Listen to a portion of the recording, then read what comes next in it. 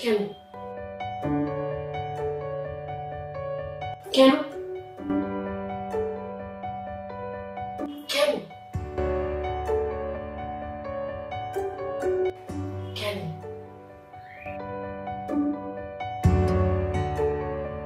কেন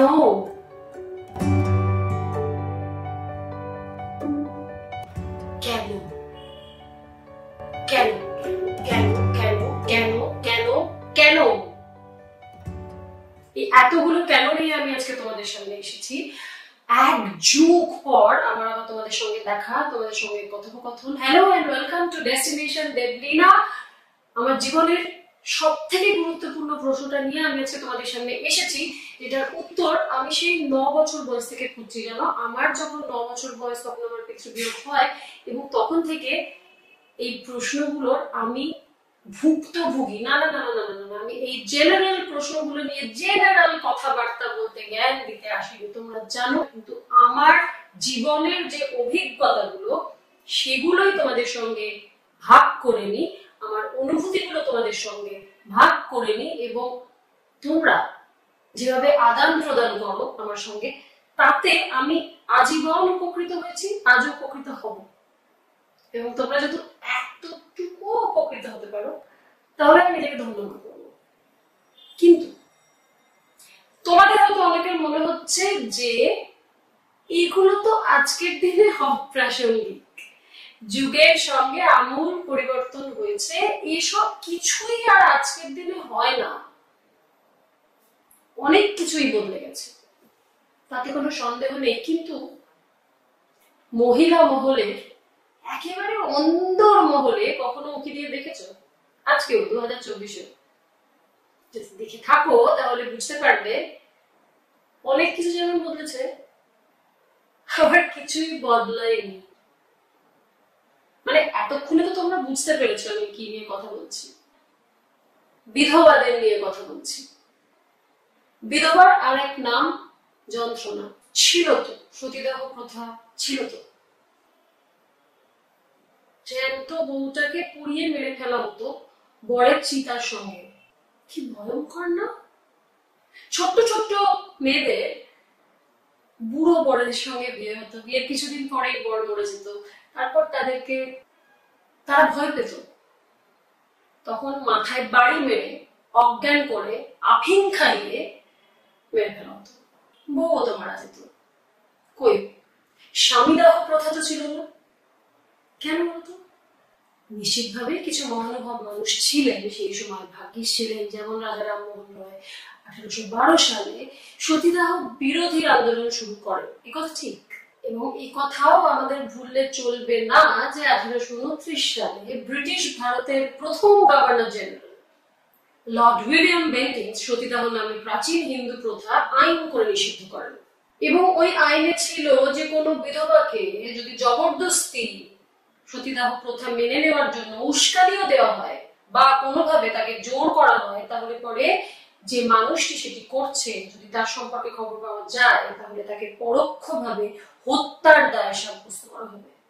ভাগ্যে সেটা হচ্ছিল, তাই অনেকগুলো প্রাণ বেঁচে গেল। কিন্তু বেঁচে গিয়ে তাদের যাপনটা কি হলো? ছোট্ট ছোট্ট করে মুড়িয়ে চুল কেটে ফেলা হলো, জীবন থেকে রং বাদ হয়ে গেল, শুধু সাদা রং এক ঘরে করে দেওয়া হলো, এবং আমিষ বাদ হয়ে গেল। শুধু তাই নয়, সপাক রান্না খেতে হতো তাদেরকে, বয়স তার যতই হোক না কেন, তাকে নিজের রান্না নিজে করে একটা কোনায় এভাবে জীবনটা কাটাতে হতো। মানে এই জীবন থাকা না থাকা একই ব্যাপার। কিন্তু ওই একই বাড়িতে যখন কোনো স্ত্রীর মৃত্যু ঘটতো, ছেলেটির আবার বিয়ে দেওয়ার চেষ্টা করা হতো। এগুলোর পেছনে কি কোনো সাইন্টিফিক কারণ আছে, কোনো বৈজ্ঞানিক ভিত্তি রয়েছে? যেমন ধরো, হাঁটছিলে 1 সেকেন্ডের জন্য বসে পড়তে বলা হয় বা একটু দাঁড়িয়ে যেতে বলা হয়, কুসংস্কারের মধ্যে পড়ে এমনটা অনেকেই ভাবেন। কিন্তু আমরা যখন হাঁচি তখন ফ্র্যাকশন অফ আ সেকেন্ডের জন্য আমাদের হৃৎপিণ্ড থেমে যায়। যতবার আমরা হাঁচি ততবার একবার করে আমাদের মৃত্যু হয়। সেই কারণে এই নিয়মটা শুরু হয়েছিল। যেটার মানে না জেনেই অনেকে কুসংস্কার হিসেবে মানেন বা মানেন না, তবে এটার একটা ভিত্তি ছিল, ভিত্তিটা হলো এটা। কিন্তু বিধবাদের যা যা করা হতো তার কি কোনো ভিত্তি ছিল? হ্যাঁ, নিশ্চয়ই ছিল। চুলটা মুড়িয়ে কেটে না ফেললে, জীবনটা বেরং না করে দিলে তাদের কি সুন্দর লাগবে, আকর্ষণীয় লাগবে, অন্য পুরুষ তাদের প্রতি আকৃষ্ট হবে? হতে দেওয়া যাবে না। আমিষ খেলে, অর্থাৎ শরীরে আমিষ দ্বারা যে প্রোটিন প্রবেশ করে, তা প্রবেশ করলে তাদের সেক্সুয়াল আর্জ বাড়বে, হতে দেওয়া যাবে না। কোন শুভ অনুষ্ঠানে তাদের ধার পাশেও ঘেঁষতে দেওয়া যাবে না। কেন? কারণ তারা অপয়া। স্বামীজি মরে গেল, মেয়েটি কি দোষ করলো বলুন তো? নরকের চেয়েও কঠিন জীবনযাপন করতে হতো ওই সময়টার কথা বলছি। তবে হ্যাঁ, এখন হয়তো অনেক কিছু বদলে গেছে।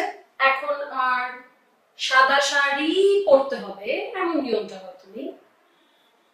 একেবারেই কোনো শুভ অনুষ্ঠানে যেতে পারবে না এমন নিয়মটাও হয়তো নেই। আমিষও খান অনেকে, মানে অনেক অনেক অনেক অনেক কিছু বদলেছে। কিন্তু ওই যে শুরুতেই বলছিলাম না, আমরা যদি মহিলা মহলে, অন্দর মহলে উকি দিয়ে দেখি, তাহলে কিছুই বদলায়নি। আবার আরেকজন মহানুভব মানুষের কথা বলি, ঈশ্বরচন্দ্র বিদ্যাসাগর, যিনি বিধবাদের জীবনে একটা নতুন দিক করে দিয়েছিলেন। তিনি শুরু করেছিলেন বিধবা বিবাহ, এবং তিনি মুখে বলেননি, কাজে করেছিলেন। তার পুত্রের সঙ্গে তিনি একটি বিধবা মেয়ে বিয়ে দিয়েছিলেন। এইভাবেই তিনি শুরু করেছিলেন। কিন্তু এটি খুব একটা প্রচলিত হবে সেই সময়। তোমরা বলবে এখন তো হয়। হ্যাঁ, নিশ্চিত ভাবে হয়, কিন্তু সেটা কতটা কমন। একটুখানি ফিরে যাই আমার ছোটবেলায়। আমার তখন 9 বছর বয়স। বাবা চলে গেলেন। মা কি দোষ করেছিলেন জানি না। জানতে পারলাম লাল রংটা মায়ের জীবন থেকে বাদ। ভীষণ পছন্দ করতেন মা লাল রংটা, সিঁদুরের টিপ, সিঁদুর। অদ্ভুত ভাবে আমিও ভীষণ সিঁদুর পছন্দ করি, সিঁদুর পরতে ভীষণ ভালোবাসি। মায়ের আলমারিতে একটা লাল সাদা কম্বিনেশনের সিল্কের শাড়ি ছিল, যেটা মায়ের সবচেয়ে পছন্দের, সবচেয়ে কাছের শাড়ি ছিল। মা বারবার পরতেন ওই শাড়িটা। ওটাই মা আলমারি থেকে বার করে টান মেরে ফেলে দিলেন। আমি তখনও খুব ভালো করে বুঝতে পারিনি কেন। মা শুধু নিরামিষ খাবার খাচ্ছেন। মা কোন রকম কোন শুভ অনুষ্ঠানে যাচ্ছেন না। মা বিধবা হয়েছিলেন। আর বিধবা মানে কি? অপয়া। কোন স্বামীর স্ত্রী যদি মারা যায়, পুরুষটি কিন্তু না না না না একদমই অপয়া না, তার জীবন একেবারেই স্বাভাবিক থাকবে। বলতে পারেন লজিকটা ঠিক কি? 2024-এ এতগুলো বছর তো পেরিয়ে গেছে। গ্রামাঞ্চলে গিয়ে দেখুন, প্রায় এই সব কটা নিয়মই মানা হয়। একটা শুভ যদি কাজ হয় বাড়িতে, দেখা গেল আমার ছেলের বিয়ে, সেখানে যদি তখন কোনো বিধবা ছয়, এটা তো শুভ কাজ। শুভ কাজ সম্পর্কে মেয়েদের ওই জায়গাটা চলে না, বিধবাদের। আর আমি জানি কোনো অনুষ্ঠানে হলে বিধবাদের দেয়? না না, আমাদের ওখানে দেওয়া হয় না, গ্রামে দেওয়া হয় না। বিধবাদের নতুন বিয়ে টিয়ে হলে এখন আর কেউ মানে না নেওয়ার জন্য। আমাদের এখানে তো বিধবা বরণ করে না। বিধবারা ওইসব শুভ কাজ না, ওই বিধবারা বরণ করে না, পারে না বিধবা বলে। তোমার ছেলের বিয়ে হলে কি করবে? বিধবাদের দিয়ে বরণ করবে? না, সবাই যেটা করেন আমি করবো কেন? তার মানে কি শহরে সবকিছু স্বাভাবিক হয়ে গেছে বিধবাদের ক্ষেত্রে? হয়নি। এবার ঢুকে পড়বো অন্দরমহলে। প্রথমেই বলি সিঁদুর খেলা নিয়ে। আপনারা হয়তো আটকে উঠছেন, আমি বিধবাদের নিয়ে কথা বলছি, আবার সিঁদুর নিয়েও কথা বলছি। সিঁদুর আর বিধবা দুটো জিনিস একসাথে কি করে হয়? দরকার নেই তো হওয়ার। আমি বলছি যে মানুষটি বিধবা, তাকে সিঁদুর করতে হবে না, সিঁদুরের টিপ পড়তে হবে না। খেলতে কি অসুবিধে?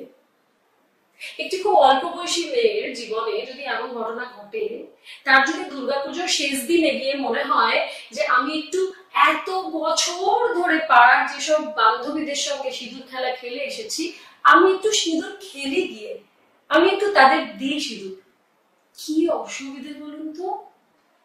ধরো কোনো পুজো আচ্ছা হচ্ছে বাড়িতে, পুজো আচ্ছা শেষে একটা রীতি আছে, দেখবে সিঁদুর নিয়ে শাখায় লাগিয়ে দেওয়া হয়, নোয়ায় লাগিয়ে দেওয়া হয়, কপালে ঠেকিয়ে দেওয়া হয়, সিঁথিতে ঠেকিয়ে দেওয়া হয়, একে অপরকে এটা করা হয়। এই স্ত্রীরা করে থাকেন। যদি এমন কোনো অনুষ্ঠান হয় যেখানে অনেক স্ত্রী একসাথে রয়েছেন এবং সেখানে একজন বিধবা রয়েছেন, তাহলে ওই সময়টুকু সেই বিধবা মানুষটিকে একেবারে একটি ঘরের মধ্যে এক কোণে ঠেসে দেওয়া হয়। বাকি সবাই একে অপরকে সিঁদুর পরাচ্ছে, আশীর্বাদ করছে একে অপরকে, কিন্তু ওই বিধবা মানুষটি স্পর্শও করতে পারবে না। ঠিক আছে, তোমরা তাকে করিও না, কিন্তু এত বছর ধরে যে সে তোমাদের সঙ্গে মিলেমিশে এই শেষ রীতিটুকু পালন করেছিল, তার ভেতরটা কতটা উথল পাথর হচ্ছে, কতটা কষ্ট হচ্ছে যখন সে সিঁদুরটি স্পর্শ করে তোমাদের শাখাতে বা নোয়াতে ছুঁয়েও দিতে পারছে না। কেন পারছে না বলো তো? সে অভয়া, তার বরটা মরে গেছে, তাই অভয়া। এরকম পরিস্থিতির মধ্যে দিয়ে কিন্তু আমি আমার মাকেও যেতে দেখেছি, কষ্ট পেতে দেখেছি, লুকিয়ে কাঁদতে দেখেছি। এবং আমাদের বাড়িতে না একটা বড় নদ আছে, যেটা স্ত্রীদের পড়ানো। বিয়ের পর আমাকে বিয়ের সময় নদটা দেওয়া হয়েছিল, আমিও পড়েছিলাম। হঠাৎ দেখলাম যখনই আমাদের বাড়িতে কোনো পুজো আর্চা হচ্ছে বা কোনো বড় অনুষ্ঠান হচ্ছে, তখন বাকি সবাই নদটা পড়ছেন, কিন্তু আমার মা পড়ছেন না। আমি মাকে জিজ্ঞেস করেছিলাম, কেন পড়ছো না? মা বলেছেন, আমাকে পড়তে নেই। কেন? কারণ তোমার বাবা নেই তো, তাই আমাকে নদটা পড়তে নেই। ওই নদটা পড়তে মা খুব ভালোবাসতেন, ওই নদটা পড়ে মাকে ভীষণ সুন্দর লাগতো। সর্বোপরি আমার মাকে ওই নদটা পড়ে দেখতে ভীষণ ভালো লাগতো, কিন্তু দেখতে পাইনি আর কখনো। শুরুর দিকের কথা যদি বলি, তাহলে আমার মনে আছে মা হঠাৎ করে শুধু সাদা, অফ হোয়াইট এই ধরনের রং করতে শুরু করলেন। মার তখন খুব অল্প বয়স, 30-এর ঘরে বয়স। সেই সময় আমার মনে আছে মাকে দেখতাম টিপ না পড়তে, কেননা মায়ের কপালে ওই টিপটা দেখতে আমি ভীষণ ভালোবাসতাম। আমার মনে আছে এটা সহ্য করতে করতে করতে করতে একটা দিন এসেছিল যেদিন মা আমাদের বাড়ি থেকে বেরিয়ে রাস্তা অবধি চলে গিয়েছিলেন।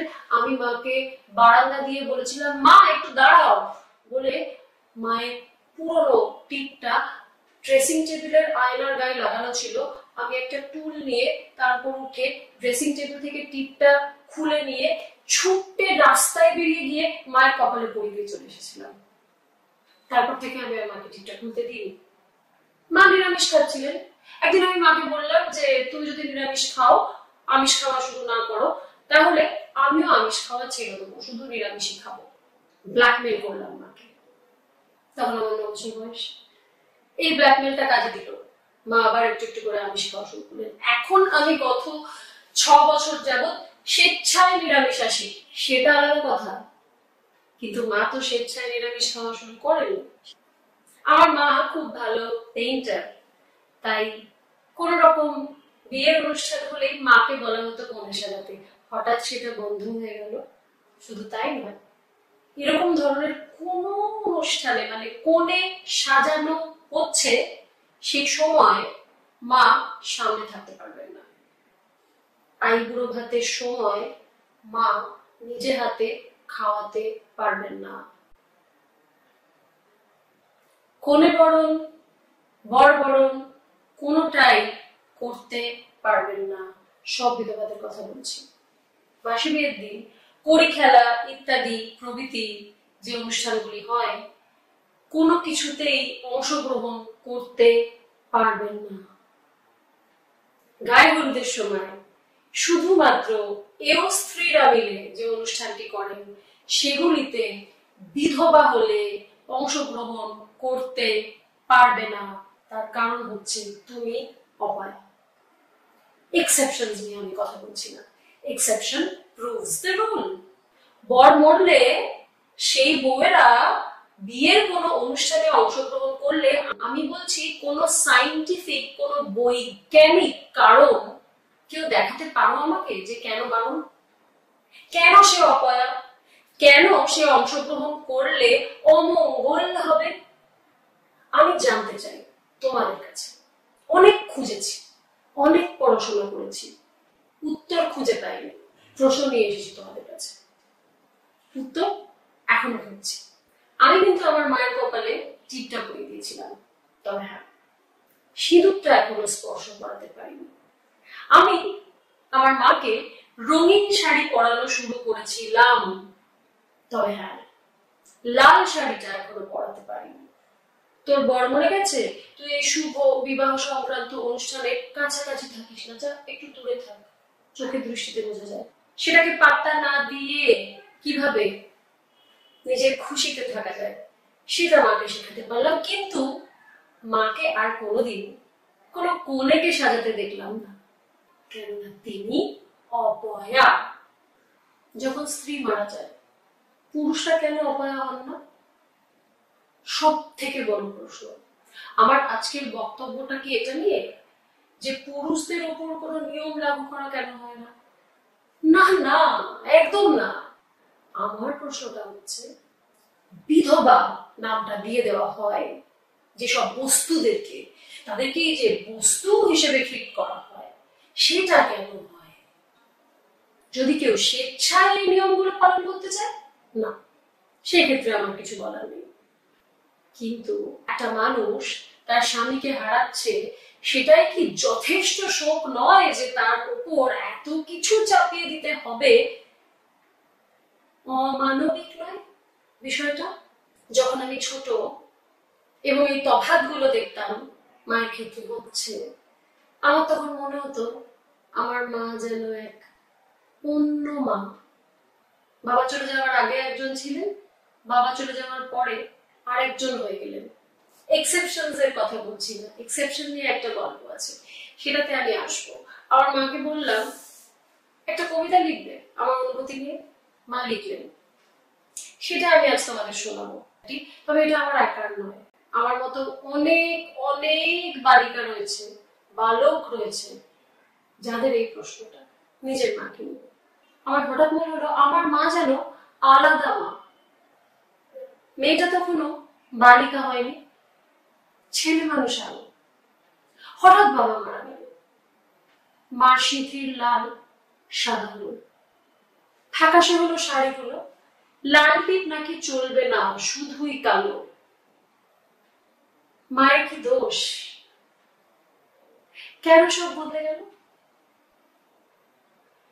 গুরুজনরা আশ্বাস দিল সদ্য সদ্য মানতে হয় অনেক কিছু, ধীরে ধীরে না মানলেই হলো। বছর ঘুরলো, সময় এগোলো, মেয়ে বালিকা থেকে কিশোরী হলো, এবার সে মাকে নতুন করে সাজালো। তবু মা সবার থেকে আলাদাই রয়ে গেল। যৌথ পরিবার, পূজা পার্বণ আছে, সিঁদুর, আলতা, লাল ঠোঁট, লাল পাড়, লাল বুটি শাড়ি, বউদের কি সুন্দর না লাগছিল। আমার মায়ের লাল রং বাদ, মুখটা বিষাদ, আলমারিতে লাল শাড়ি গাদা, কিন্তু মা যে এখন সবার থেকে আলাদা। আরো একটু বড় হয়ে মেয়ে জানলো শুভ কাজে, বিশেষ করে বিবাহ অনুষ্ঠানে তার মা অশুভ। বাড়িতে বিয়ে, মেয়ে কাঁদে লুকিয়ে।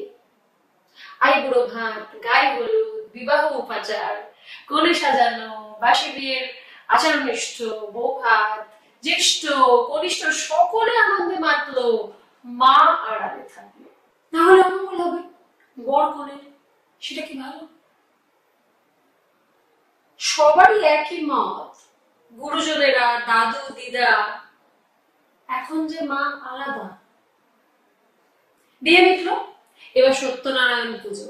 ঠাকুর ঘরে সবাই জড়ো হলো, ঝলমলে গয়না, নাকে নথ, কারো খোপায় জুয়ের মালা সাদা। মা বসে এক কোণে, আড়ষ্ট আলাদা। পাঁচালি পড়ার সময় সবার হাতে সিঁদুর পাতা ফুল দাও। কে যেন বললো মায়ের হাতে দিল শুধু ফুল। পুজো শেষে সিঁদুর ছোঁয়াছুঁই, এক পাশে মা দাঁড়িয়ে রইল অপরাধীর মতো। বাবা চলে গেল, মায়ের কি অপরাধ, কিসের তফাৎ, কিসের বাধা? মাটা আমার কেন আলাদা, কেন আলাদা, কেন? তোমরা বলতে পারো কেন আলাদা? যদি তোমাদের কোনো উত্তর জানা থাকে তাহলে আমাকে লিখে জানিও। যারা যারা আমার ডেস্টিনেশন দেবলিনার বন্ধুরা রয়েছে তারা তো রয়েছ, আর যারা এখনো সাবস্ক্রাইব করোনি তারা ডেস্টিনেশন দেবলিনা সাবস্ক্রাইব করে নিও। যদি তোমাদের ভালো লাগে, যদি তোমাদের গল্প করতে ইচ্ছে করে আমার সঙ্গে। ও হ্যাঁ, একটা ব্যতিক্রমের গল্প করবো ঠিক করেছিলাম এই নিয়ে, এই যে বিধবারা আলাদা সেই নিয়ে। সেই গল্পটা তোমরা শুনতে পাবে আমার ফেসবুকের প্রোফাইল।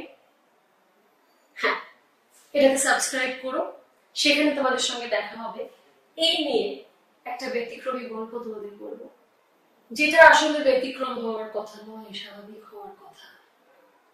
সেই স্বাভাবিকটা কবে স্বাভাবিক হবে সেই অপেক্ষায় আমি, বোধহয় তোমরা। কিন্তু এই স্বাভাবিকটা কি সেটাই তোমাদের বলবো আমার দেবলিনা দত্ত ফেসবুক প্রোফাইল। তোমরা সাবস্ক্রাইব করো, দেখা হবে, গল্প হবে আবার আগামী এপিসোড নিয়ে।